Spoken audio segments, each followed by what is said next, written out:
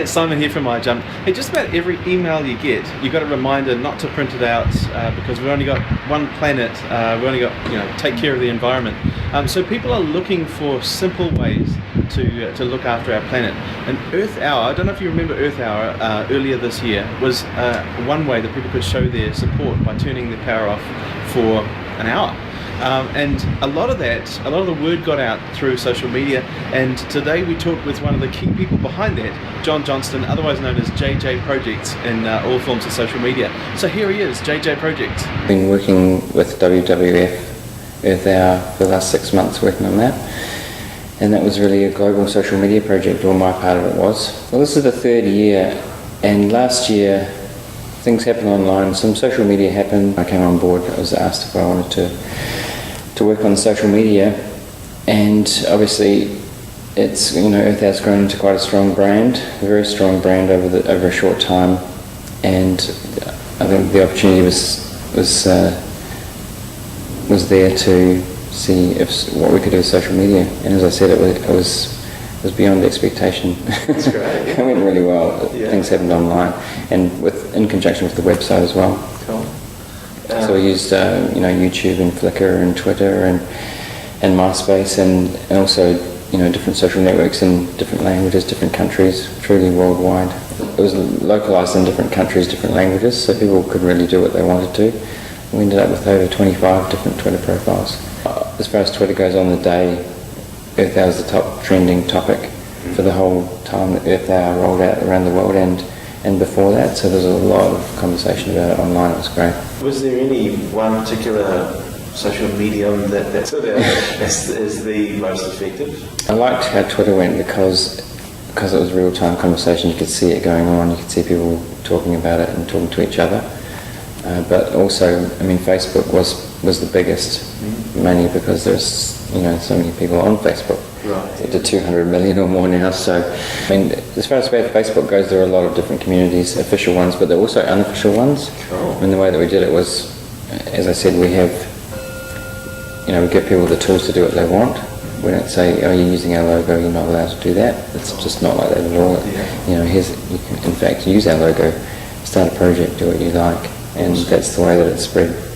That's the way that people spread it through Facebook. So we're not worrying about policing what people were doing, and because there's got a lot of goodwill for Earth Hour, it went well. Brilliant. You sort of let people do what they wanted to do, but they could also leverage that brand to sound really businessy about it. Well, businesses used it, and that's fine. There were businesses who wanted to use it and do projects. But was there any kind of malicious use of the brand, or were there any concerns about? Not really. There were a few things, but not at all really.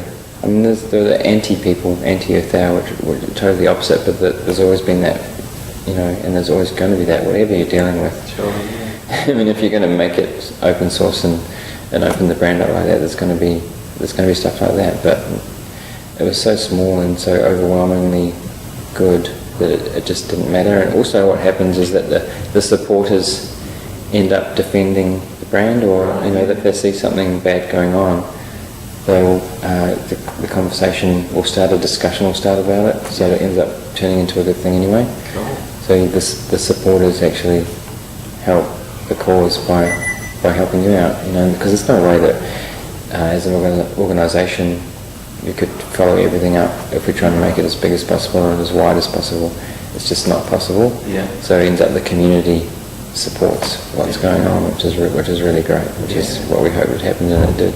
If you build a strong community around your brand, which is possible, it kind of takes care of itself. There are bad things that happen, and if it's also a way of keeping you in check and getting feedback.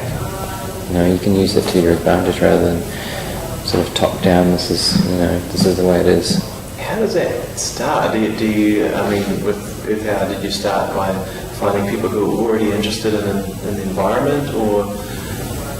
Well, environmental organisations are definitely a big part of it. Or not organisations, groups, people, bloggers, podcasters who are already, there are people out there already who are really keen and wanting to do things, and people coming to us wanting to do projects. But having said that, I mean, we want it to be very mainstream. It's a very mainstream thing. I mean, it's at the point where to have change, it has to be popular, it has to be mainstream. You know, we can't, if it's just with environmental groups and people who are already won over, it's not really going to change things. It has to be wider than that, and that's, you know, it's what we're talking about with, you know, to fix climate change or find solutions, it's going to have to be a huge number of people that actually will it to happen, not small amounts of people all over the world. It has to be a global movement, and so that's part of it. It's to be as inclusive as possible, and social media obviously can be part of that, a big part of that. Awesome. Well, JJ, thanks very much for being on the show today. Thanks for having me. So there we have it. What was interesting about that was that it's really easy to get people gathered, well, relatively easy to get people gathered around a cause because it's good, because it's right. How about for a business brand? Is it possible?